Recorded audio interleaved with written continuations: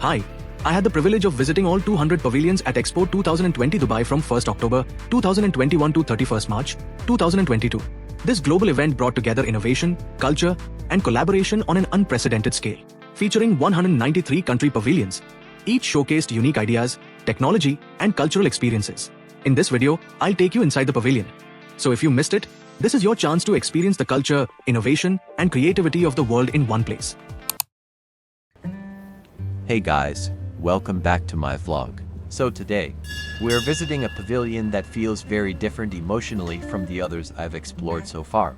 Right now, I'm standing in front of the Palestine Pavilion here at Expo 2020 Dubai. And honestly, before even entering, you already feel something. And then look at the architecture. The building is designed to feel like an old stone structure you'd find in Jerusalem or Nablus. It doesn't feel futuristic like some other pavilions. It feels rooted, historical, personal. And the theme here is Jerusalem is our heart. Alright, let's go inside. Okay, we just entered, and immediately the atmosphere changes. The pathway here is designed like a sensory journey, and honestly, this is one of the most immersive entrances I've seen, not because it's flashy, but because it feels human. As we walk through, you're surrounded by smells of orange blossoms, jasmine, olive oil, traditional spices. It almost feels like walking through an old market street. And the lighting is soft, warm, very calming. On the walls, you can see traditional Palestinian art and symbols. One of the most important symbols here is the key of return. And even if you don't fully know the history behind it, you can feel the emotional weight attached to it. But what really caught my attention here is the craftsmanship. There are displays of Hebron glass with these deep blue colors and handmade patterns. And then there's tatreez, the traditional Palestinian embroidery. And while walking, the sound around you changes too. You hear the call to prayer, church bells, voices, music. And I think that's one thing this pavilion really wants you to understand. Palestine is not just one story. It's layers of cultures, religions, traditions, and generations living side by side. Alright, now we're entering the central part of the pavilion. And this section is dedicated to Jerusalem. And wow, this part is honestly breathtaking. There's this immersive elevator experience where the walls around you completely transform. As the elevator rises, it feels like you're flying above Jerusalem. You see the golden dome of the rock, the old streets, the courtyards, the stone buildings. And because everything surrounds you in 360 degrees, it doesn't feel like watching a screen. It feels like you're floating above the city. And honestly, even people around me got quiet during this part. This section reminds you that behind every headline, there are lives, families, creativity, culture, and everyday people trying to live normally.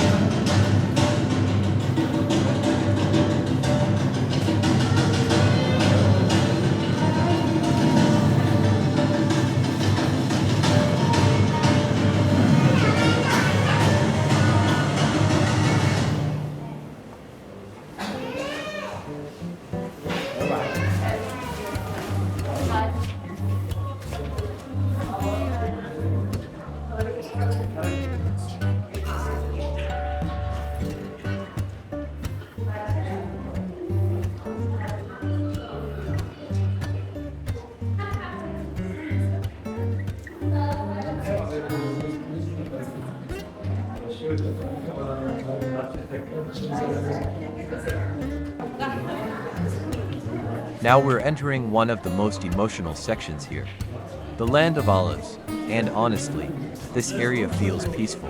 There are virtual reality experiences where you can stand inside ancient olive groves that have existed for generations. Some of these trees are hundreds of years old, and they explain how olive farming is not just agriculture here, it's part of identity and survival. You learn about olive oil production, family traditions, harvesting methods passed down over generations, and something about it feels very grounding, simple but powerful. Like, in a world obsessed with speed and technology, this section slows everything down and reminds you about connection to land, family, and roots. And visually, this part is beautiful too. Soft lighting, earthy colors, nature sounds that almost feels meditative.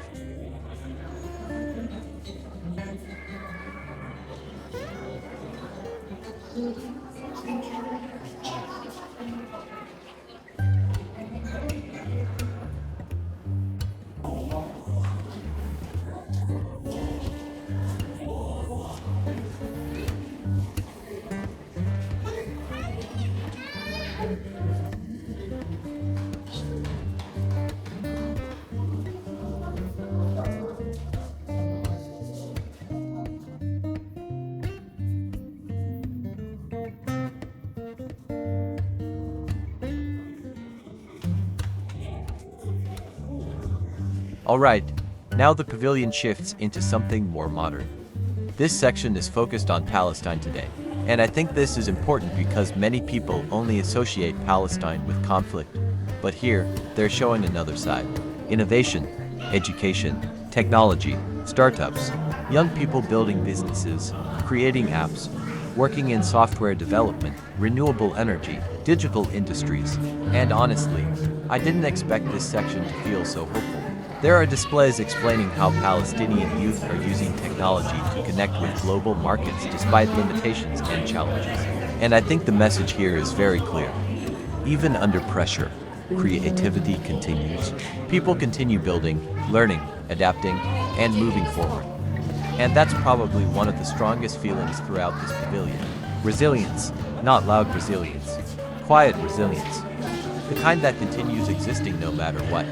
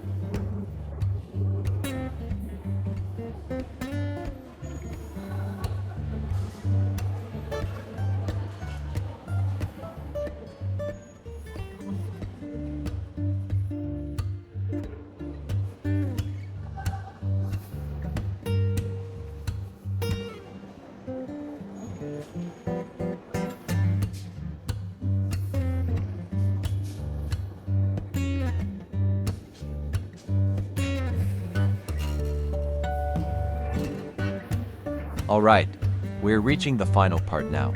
And honestly, this feels less like exiting a pavilion and more like leaving someone's home. There's a hospitality corner where visitors can sit, relax, and try traditional Palestinian coffee and dates. And if you know Middle Eastern culture, hospitality is a huge thing. You're treated like a guest, not just a visitor. The coffee here is strong, rich, with cardamom, and honestly, after walking through everything, sitting here feels very comforting. And while leaving through these stone archways, you still catch the scent of jasmine and olive trees in the air. It's subtle, but it stays with you. Alright guys, that's it for today's vlog. Thank you for exploring the Palestine Pavilion with me. And if you enjoyed this journey, don't forget to stay tuned because there are still more places to discover, more stories to experience, and more moments like this coming soon. Thanks for watching, and I'll see you in the next one. Shukran. Bye.